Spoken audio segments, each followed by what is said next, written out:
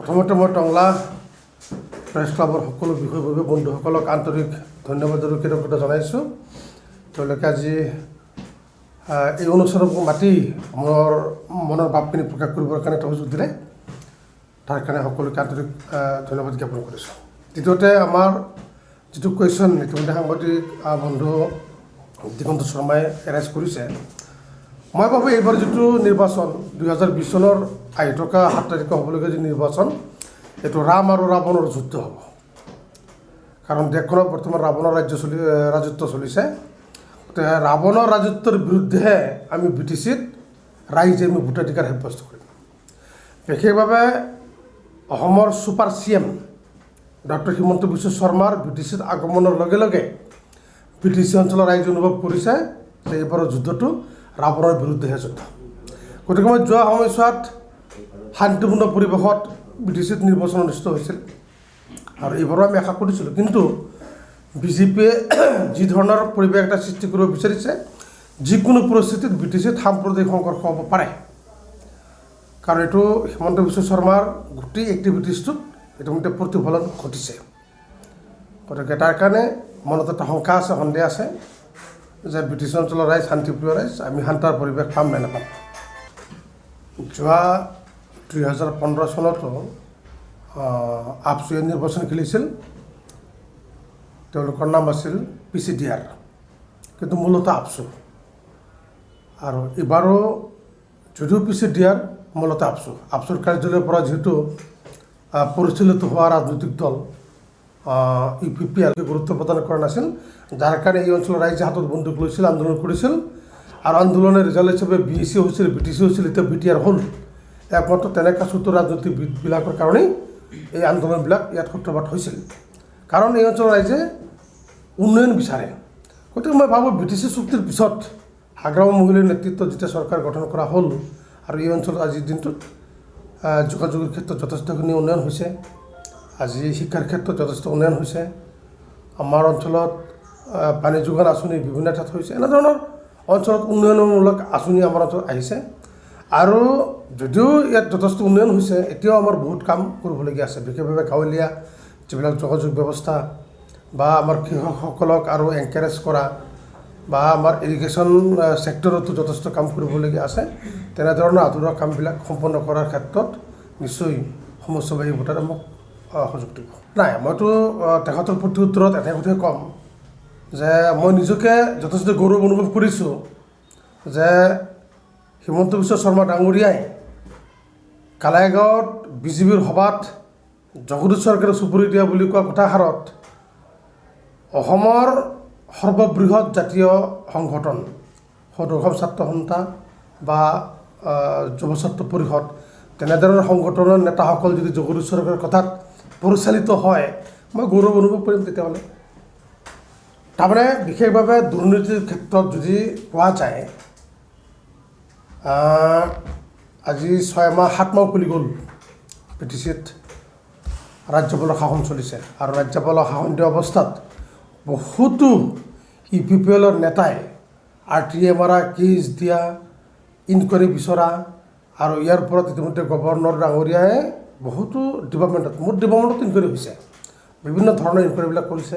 গতিকে তেওঁলোকে যদি ক'ৰবাত তেনেধৰণৰ ড্ৰবেক আছে, তেওঁলোকে ব্যৱস্থা ল'ব লাগিছিল। অসমতো চৰকাৰ বিজেপিৰ আৰু BTCতো যিহেতু ৰাজ্যপাল সাংবিধানিক মুৰব্বী ৰাজ্যপাল, তাৰপিছত ব্যৱস্থা ল'ব লাগিছিল।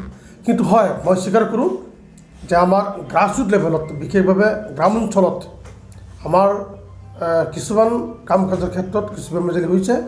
যেনেকৈ নিখিলপুৰ ছাত্ৰ সন্থা, ঘৰত দেউতাকে ঠেলা বা ৰিক্সা চলায়, তেওঁলোকে আপচুৰ কাৰ্যালয়ত থাকে, তেওঁলোকে খাবলৈ ঘৰত যদিও ভাত নাই, আপচুৰ বস্তু থাকি তেওঁলোকে মাছ মাংস খায়, বলেৰো গাড়ী, স্কৰপিঅ' চলায়, 1.5 লাখ টকীয়া বাঘবিলাক যে চলায়, তেওঁলোকে পইচা ক'ত পায়।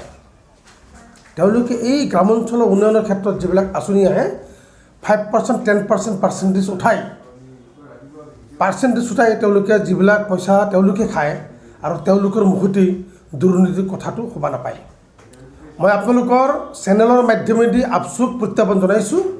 নিখিলপুৰ ছাত্ৰ সন্থাই সুদীৰ্ঘ আন্দোলন, তেওঁলোকে যিবিলাক আন্দোলন কৰিছে, কাৰ পইচাতে আন্দোলন কৰিছে? BTC অঞ্চলৰ ৰাইজৰ পইচা দি। বিটিচি অঞ্চলৰ উন্নয়নত যিমানখিনি গুৰুত্ব প্ৰদান পাব লাগিছিল তেওঁলোকৰ কাৰণে উন্নয়নত যথেষ্ট বাধাৰ প্ৰাচীৰ হৈ তেওঁলোকে থিয় হৈছিল। তেওঁলোকৰ নেতাসকলে বিভিন্ন কাম কাজৰ ওপৰত পাৰ্চেণ্টেজ খাই তেওঁলোকে জীৱন নিৰ্বাহ কৰিছিল। আজি তেওঁলোকে PCDR আফচুৰ গৰ্ভত জন্ম দি বা UPPL আফচুৰ গৰ্ভত জন্ম দি তেওঁলোকে যিবিলাক কথা দুৰ্নীতি হোৱা বুলি কৈছে এইবিলাক কথাৰ সত্যতা নাই, ভিত্তি নাই। হয়, আমাৰ মাজতো তেনেকৈ 2-এজন ব্যক্তি আছে, নথকা নহয়, কিন্তু আপোনালোকে চাওক সেইবিলাক মানুহ আজি আমাৰ লগত নাই, গোটেইকেইটা UPPL দলৰ নেতৃত্ব লৈছে। মোৰ সমষ্টিত যদি চোৱা যায়, মোৰ TCLC চেয়াৰমেন আছিল প্ৰসন্ন কুমাৰ বড়ো, মোৰ সমষ্টিত পাৰ্টিৰ সম্পাদক আছিল সুৰেন্দ্ৰ বড়ো। তেওঁলোকে যোৱা 10 বছৰ 15 বছৰ লুটি পুটি খাই আমাৰ দলৰ পৰা ফালুৰি কাটি UPPL দলত নেতৃত্ব লৈছে। গতিকে মই ভাবোঁ আমাৰ যিবিলাক পচা আলু আছিল গোটেই পচা আলুবিলাক গৈ UPPLত গোট খাইছে। আমি এতিয়া ফ্ৰেছ, আমি শুদ্ধ এটা চিন্তা চৰ্চাৰ যোগেদি কাম কৰাৰ কাৰণে আমি সুবিধা পাম। কাৰণ যিখিনি কৰাপ্টেড আছিল, দুৰ্নীতিপৰায়ণ ব্যক্তি আছিল, তেওঁলোকে গোটেই UPPLত যাই বাহাৰ পাতিছে। আপুনি BPF দলৰ অন্যতম এজন সম্পাদক। সমগ্ৰ ৰাজ্যখনতে BTADৰ নিৰ্বাচনক লৈ বা BTC নিৰ্বাচনক লৈ সকলোৰে মানে চকু নিক্ষেপ হৈ আছে। এই সময়ত বিজেপি আৰু BPFৰ মিত্ৰতাক লৈ বিভিন্ন ধৰণৰ প্ৰশ্ন অৱতাৰণা হৈছে। আপুনি BPF দলৰ সম্পাদক হিচাপে আপুনি কি ক'ব? নাই, প্ৰথম কথা হৈছে আমাৰ কেন্দ্ৰীয় বিজেপিৰ লগত BPF দলৰ মিত্ৰতা আছিল। অসম গণ পৰিষদ আৰু BPF দুয়োটা দলে অমিত শ্বাহ তেতিয়া বিজেপিৰ সভাপতি আছিল, ৰাষ্ট্ৰীয় সভাপতি, তেখেতৰ লগত আমাৰ এলায়েন্স হৈছিলে আৰু আজিও চলি আছে ৰাজ্যত বা কেন্দ্ৰত। তেনেস্থলত আজি BTC নিৰ্বাচনত হিমন্ত বিশ্ব শৰ্মাৰ নেতৃত্বত বা ৰঞ্জিত দাসৰ নেতৃত্বত তেওঁলোকে যি নিৰ্বাচনত অৱতীৰ্ণ হৈছে, তেওঁলোকে কৈছে যে BTC নিৰ্বাচনত তেওঁলোকৰ লগত আমাৰ এলায়েন্স আৰু আমিও লক্ষ্য কৰিছোঁ তেওঁলোকে যিবিলাক ভাষা কোনো এজন সুস্থ মস্তিষ্কৰ ব্যক্তিয়ে এনেধৰণৰ মানে প্ৰলাপ, এনেধৰণৰ কুৎসা, এনেধৰণৰ বেয়া শব্দৰে এটা মিত্ৰ দলৰ মানে জোঁটৰ চৰকাৰৰ অংশীদাৰ দল আমি আমাৰ বিৰুদ্ধে যিবিলাক মিছা অভিযোগ তেওঁলোকে দাঙি ধৰিছে, তেওঁলোকে কৈছে এলায়েন্স নাই, এলায়েন্স নাই। আমাৰ কথা হৈছে এজ এ BPF পাৰ্টিৰ মই এজন সম্পাদক হিচাপে কৈছোঁ আমি মিত্ৰতা ধৰ্ম পালন কৰিছোঁ। যদি তেওঁলোকে অনুভৱ কৰিছে যে BPFক নালাগে, তেওঁলোকে চিধাচিধিকৈ এলায়েন্সটো তেওঁলোকে যিকোনো মুহূৰ্তত উদ্ৰ কৰি ল'ব পাৰে। অসমত BPF আৰু BJPয়ে অকল মিত্ৰ দলৰ চৰকাৰ চলি থকা নাই, আগতো বহুত তেনেকৈ চৰকাৰ চলিছে। গতিকে যদি BJP আৰু BPF মিত্ৰটো উঠি যায় বা ভাঙি দিয়ে, আমাৰ ইয়াত একো ক'ব লগা নাই।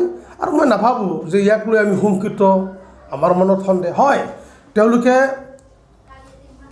চৰকাৰী প্ৰশাসন যন্ত্ৰ, তেওঁলোকে পুলিচ মিলিটাৰী, তেওঁলোকে বাক্স চুৰ কৰাৰ কাৰণে, তেওঁলোকে ভোট মাৰিবৰ কাৰণে তেনেধৰণৰ প্ৰৱণতা হয়তো সৃষ্টি কৰিব পাৰে।